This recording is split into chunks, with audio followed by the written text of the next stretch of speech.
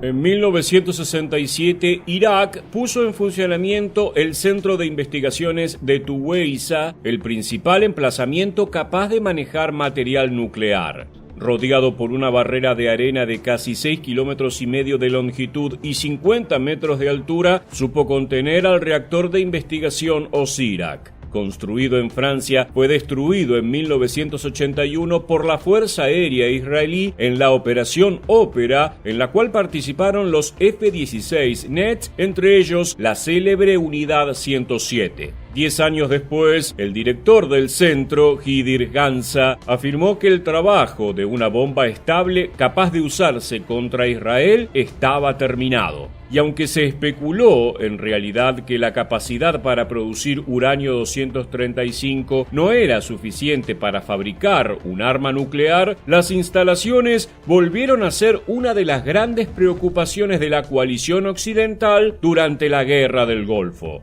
Entonces, ¿cuál fue el plan de la Fuerza Aérea de los Estados Unidos para controlar esta amenaza en el marco de la Operación Tormenta del Desierto? Ponte cómodo en tu cabina y acompáñanos para conocer los detalles de Paquete Q, el ataque aéreo de mayor escala del conflicto y la misión que mostró el increíble desempeño de Emmet Tholia, piloto del F-16 que logró esquivar 6 misiles iraquíes. Comenzamos en 3, 2, 1. ¡Prepárate para volar! El 16 de enero de 1991 se daba inicio a la Guerra del Golfo con la mayor campaña de bombardeos aéreos desde la Segunda Guerra Mundial. La Operación Tormenta del Desierto comenzó con una salida secreta conocida extraoficialmente como Inspector Ardilla, que partió desde el estado de Luisiana y voló 22.500 kilómetros ida y vuelta para atacar Irak.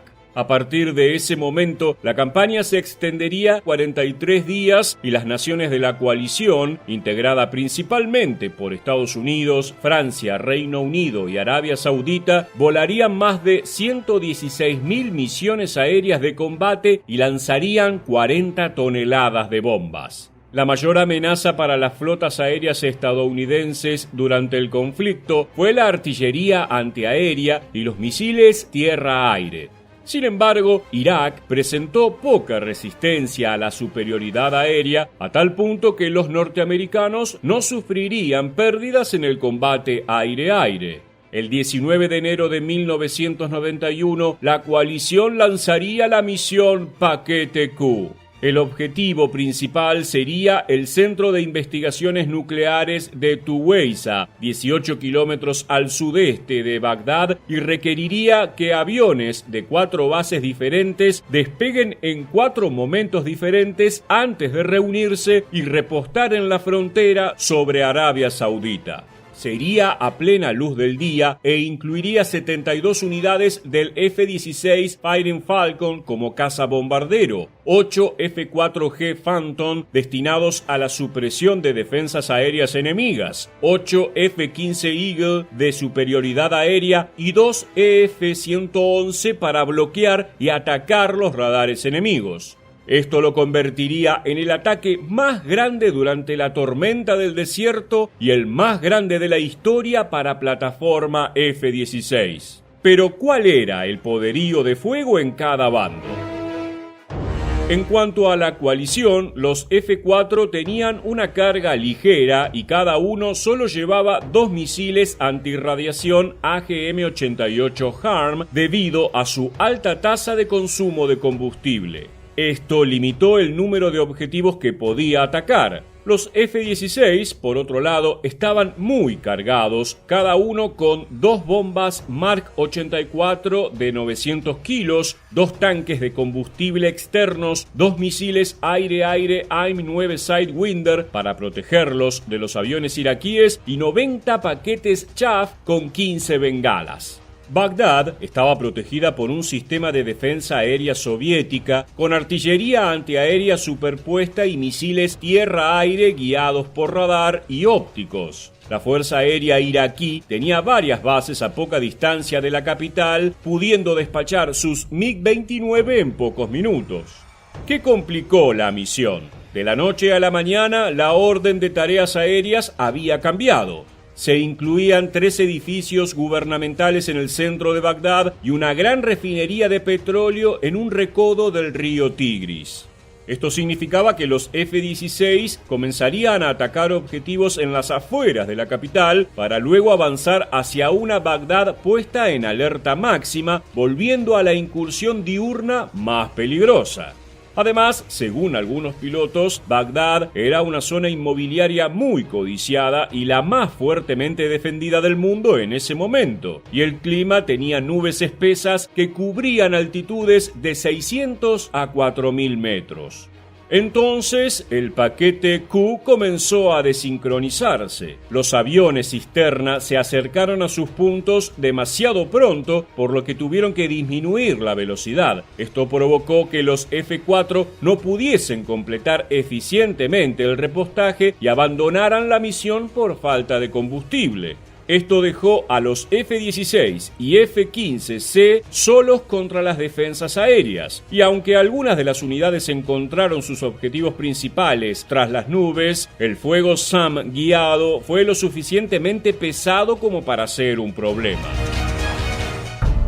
El mayor Emmet Tholia, uno de los pilotos del F-16 que volaba bajo el indicativo Stroke 3, pasó de ser el cazador a convertirse en presa. Mientras ingresaba desde el norte, recibió advertencias de adquisición de baterías SA-2 y SA-3 que no fueron escuchadas. Miró hacia atrás y vio 2 columnas de misiles. Se deshizo de sus tanques de ala para aligerar su Fighting Falcon y aumentar la célebre agilidad de la plataforma. Los 2 misiles detonaron inofensivamente sobre su avión y giró hacia el rumbo de salida. Pero entonces llegaron 2 SAM más desde ambos cuadrantes traseros. Tholia comenzó a danzar, soportando la brutal exigencia física de las fuerzas G. Esperó hasta el último segundo antes de un giro brusco para hacer que los misiles lo sobrepasaran o detonasen lo suficientemente lejos como para evitar daños por metralla a su caza.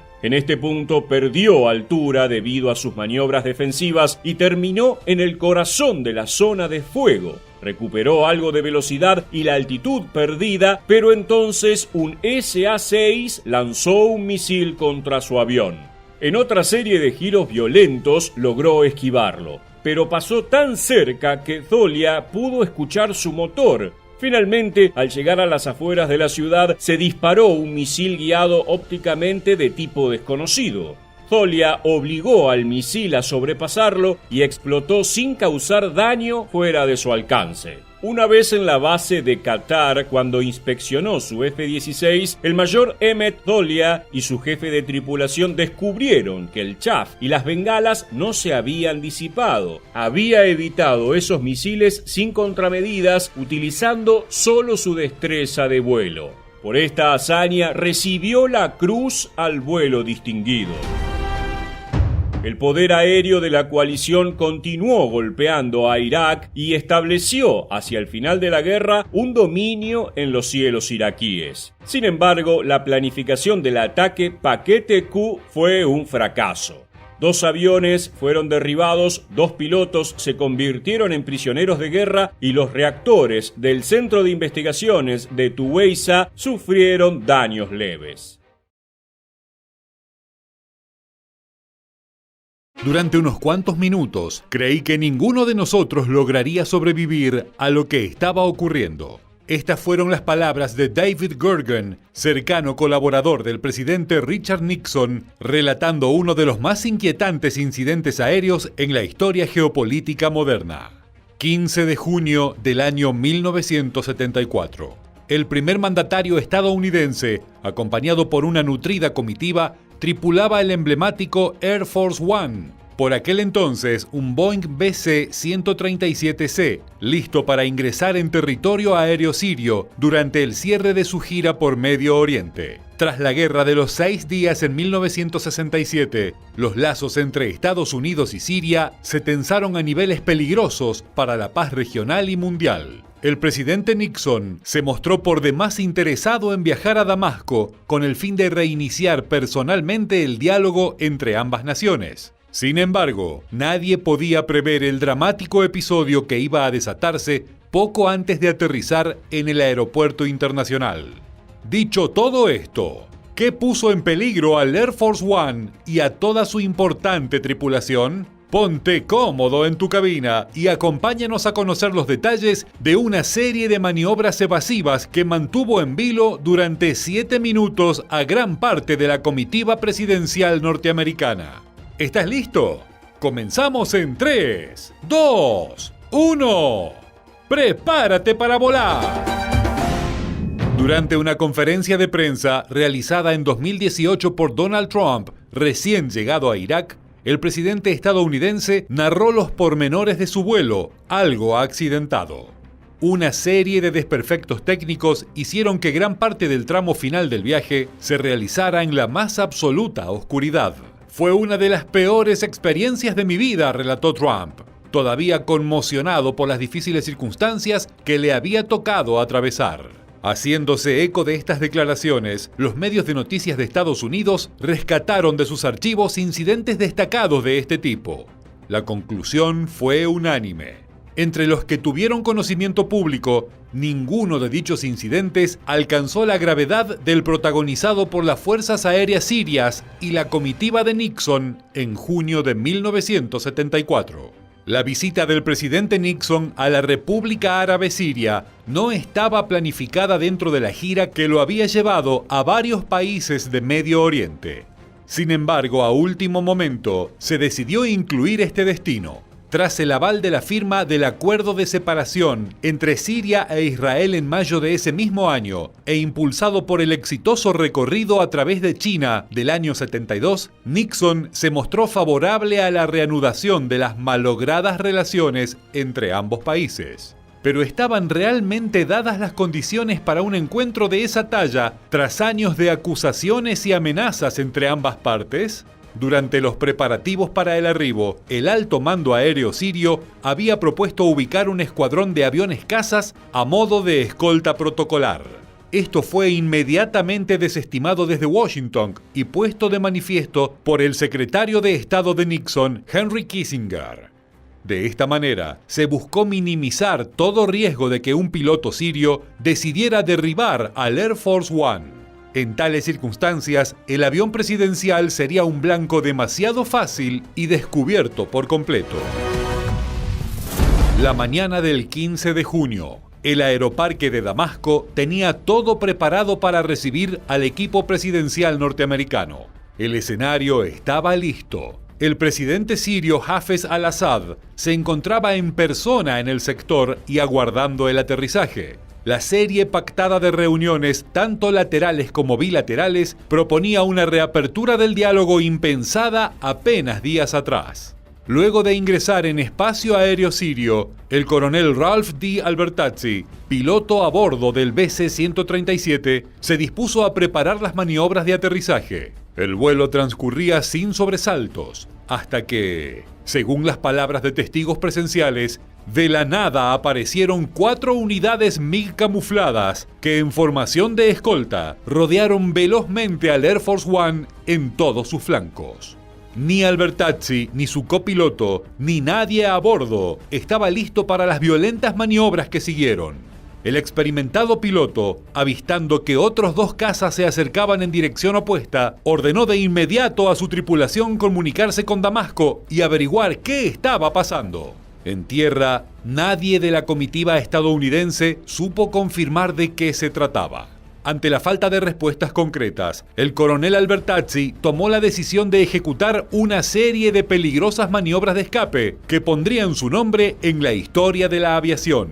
Así, puso al Air Force One en una posición casi de caída libre, en picada, para poder salirse del rodeo de las unidades sirias. Los 2 MiG que habían irrumpido a último momento simplemente desaparecieron de la vista del piloto, mientras que los 4 restantes procuraban no abandonar su posición, intentando mantener siempre rodeado al BC-137. Los minutos corrían y las maniobras evasivas prosiguieron entre empinados giros, subidas y picos. Los representantes de la Casa Blanca a bordo cayeron al piso del avión. La tripulación les ordenó aferrarse a las mesas empotradas y asientos distribuidos a lo largo del cuerpo de la aeronave y permanecer en esa posición.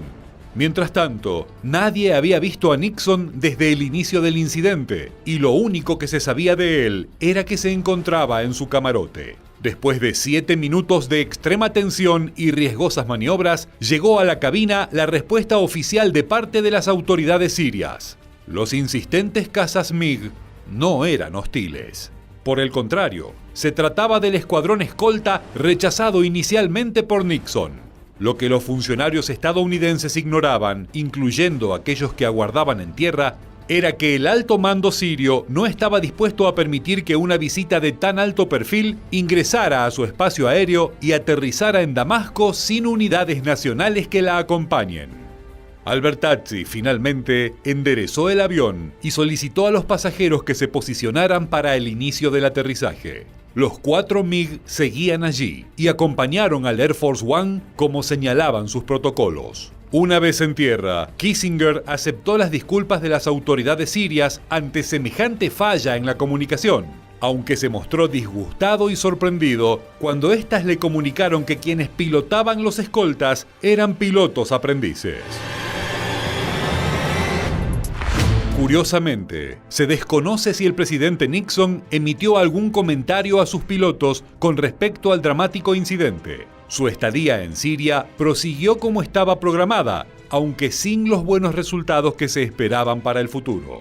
No obstante, años después, el mandatario sí admitiría una serie de detalles en el marco de una conversación privada con el periodista corresponsal jefe de la Casa Blanca, Kenneth T. Walsh, del US News and World Report. Según recordaba Nixon, no abandonó el camarote del gigante Air Force One durante los casi 8 minutos de maniobras evasivas de Albertazzi. Y en sus propias palabras, reconoció que pocas veces se sintió tan asustado como aquel 15 de junio de 1974.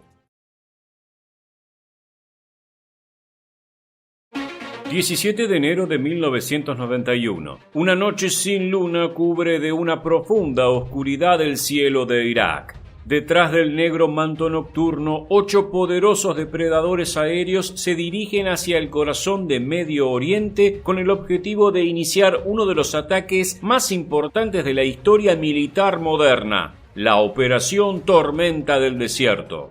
Se trata de una flota de helicópteros de asalto AH-64 Apache comandados por la Task Force Normandy, una fuerza de operaciones conjuntas estadounidense. Su misión es infiltrarse en territorio enemigo y descargar sus misiles contra 2 poderosos radares que brindan control e información de vital importancia a la central de operaciones iraquí en Bagdad y que se encuentran fuertemente custodiados. La increíble y poco mencionada operación representó el primer ataque aéreo por parte de los Estados Unidos durante la Guerra del Golfo y fue fundamental para el éxito de la invasión norteamericana en el territorio iraquí y la victoria por parte de la coalición de países que conformaba. Dicho todo esto, ¿quieres conocer todo sobre el primer ataque aéreo durante la legendaria Operación Tormenta del Desierto? Entonces, acomódate en tu cabina y quédate con nosotros, ya que durante los próximos minutos estaremos revisando todos los detalles y la historia sobre la Task Force Normandy, la fuerza conjunta encargada de lanzar el primer ataque sobre radares iraquíes durante la Guerra del Golfo. ¿Estás listo? Comenzamos en 3, 2, 1. ¡Prepárate para volar! La campaña aérea durante la Guerra del Golfo, mejor conocida como el bombardeo a Irak de 1991, fue un enorme y extenso operativo que duró más de un mes y fue organizado y ejecutado por las fuerzas aéreas de la coalición de países encabezada por los Estados Unidos. Si bien algunas de estas misiones se volvieron muy populares en su momento e incluso imágenes de las mismas fueron transmitidas por televisión a lo largo y ancho del planeta, no todas las incursiones han recibido el reconocimiento que se merecen. Este es el caso del primer asalto aéreo norteamericano en Irak encabezado por la Task Force Normandy, una fuerza conjunta que combinaba efectivos de la Fuerza Aérea y del ejército estadounidense. La misión de este grupo especial era infiltrarse con helicópteros de ataque en territorio iraquí y destruir 2 radares de control aéreo y regional para luego poder lanzar un bombardeo a gran escala sobre otros puntos estratégicos como la ciudad de Bagdad. Resta decir que las antenas eran de vital importancia para la logística del ejército de Saddam Hussein y que estaban fuertemente custodiadas. En la madrugada del 17 de enero de 1991, 8 helicópteros AH-64 Apache partieron hacia su objetivo guiados por otros 4 MH-53 Pave-Low pertenecientes a la Fuerza Aérea para brindar apoyo y cobertura de largo alcance. La misión no era fácil. Los radares enemigos se habían instalado en una región inhóspita muy cercana a la frontera con Arabia Saudita con el propósito de dificultar el acceso al complejo. Además, tratándose de dispositivos pensados para detectar movimientos aéreos, algunas aeronaves tendrían problemas para acercarse a distancia de tiro. Por este motivo, los helicópteros tendrían que realizar un peligroso vuelo nocturno a tan solo 15 metros de altitud del suelo para evitar ser detectados por los radares en un completo silencio de radio, sin luces de navegación y en la más absoluta oscuridad. Los pilotos de los Apache debieron entrenarse durante meses para realizar esta hazaña. Cualquier error de cálculo podría dejar varados a los efectivos de la Task Force Normandy y, en caso de que hubiera un accidente, no podrían pedir ayuda o refuerzos, ya que eso revelaría sus intenciones y, peor aún, su posición.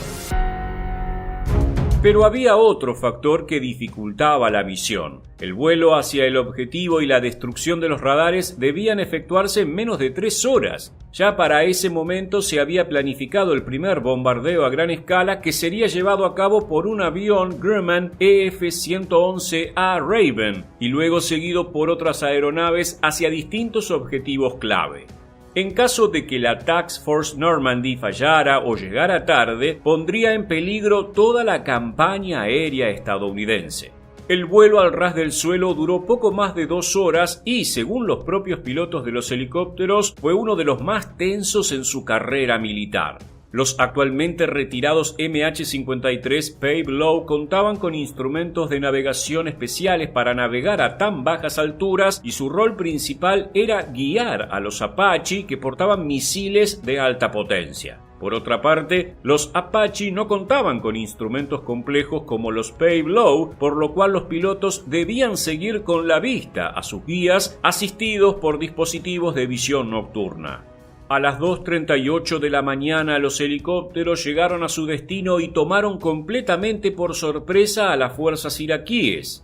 Se dividieron en 2 equipos, blanco y rojo, ya que había una distancia de 70 metros entre cada radar. El asalto debía ser coordinado y los 2 dispositivos destruidos al mismo tiempo, ya que, aunque hubiera algunos segundos de diferencia entre uno y otro, esto alertaría a Bagdad y les avisaría del resto de los ataques aéreos. Ambos equipos atacaron el complejo, descargando toda su potencia de fuego sobre las antenas, las fuentes de energía y las oficinas de control. Para asegurar la misión debían conseguir el 100% de la destrucción de sus objetivos. Más allá de estar bien custodiados, la guardia de los radares no presentó mayor problema, ya que los iraquíes no esperaban que alguien realizara un vuelo a ras del piso para alcanzarlos, lo cual realmente suena a locura. Los pilotos recuerdan el alivio que sintieron en el vuelo de regreso que realizaron en una altura convencional. También, según cuentan, se dieron cuenta de la importancia de sus actos al ver pasar a sus compatriotas en cazabombarderos sobre sus cabezas, dirigiéndose a los objetivos predeterminados. La Task Force Normandy contaba con la conciencia de que ahora sus compañeros estarían seguros en sus misiones gracias a su valentía. A pocos minutos de la destrucción de los radares, 2 EF-111A Raven de la Fuerza Aérea Norteamericana guiaron a 22 F-15E Strike Eagle que destruyeron una base aérea militar en el oeste de Irak. Unas horas después, 10 USAF F-117 Nighthawk, los poderosos aviones tácticos sigilosos, ingresaron a Bagdad, la capital, y bombardearon objetivos predeterminados mientras esquivaban el fuego de 3.000 baterías antiaéreas.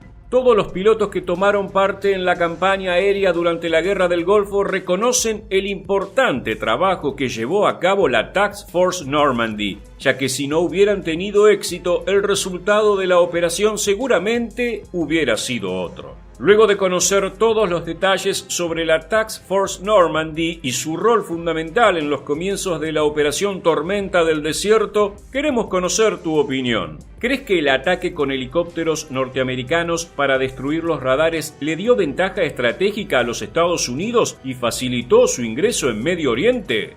Déjanos tu respuesta en la bandeja de comentarios aquí debajo y no olvides suscribirte a nuestro canal para seguir conociendo todas las novedades del mundo militar. Muchas gracias por acompañarnos hasta el final y permanece atento a nuestro próximo video.